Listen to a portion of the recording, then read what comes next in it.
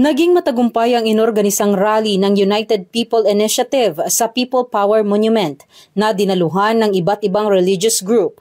Ang 3 araw sana na rally ay matiwasay na natapos sa ikalawang araw pa lamang. Naging aktibo naman ang ating mga kapulisan sa pagbibigay ng seguridad na kahit paman umulan o umaraw ay patuloy pa ring alerto. Maging sa ikatlong araw kahit wala ng mga rallyista ay patuloy pa rin sa pagbabantay ang mga kapulisan dito sa People Power Monument na nagresulta sa isang mapayapa at maayos na aktibidad ng ating mga kababayan. Kuya, ano po yung masasabi nyo sa isinagawang seguridad po ng ating mga kapulisan sa kasagsagan po ng rally dito sa People Power Monument? Ay, okay naman ang ano nila. Ligtas ang ano nila. Ang seguridad nila, okay. Walang gulo dahil ano nga, andyan sila. Peaceful. Okay ang ano nila. Mensahe niyo po sa ating mga kapulisan. Eh, gawin nila yung tungkulin nila. Yung tama lang, wag lang yung mga apis ng kapwa. Yun ang tama.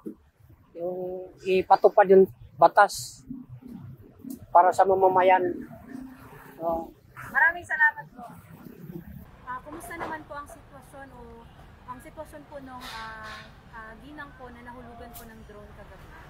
Nasa maayos ng kalagayan, parang minor lang daw na sugat yung kanyang natamo at naayos naman na parang makakalabas din siya today. And yun nga po yung maganda kasi nandoon din po yung may-ari mismo ng drone, nagkausap na sila and nagsettle. So parang hindi na po magko-file ng complaint yung biktima.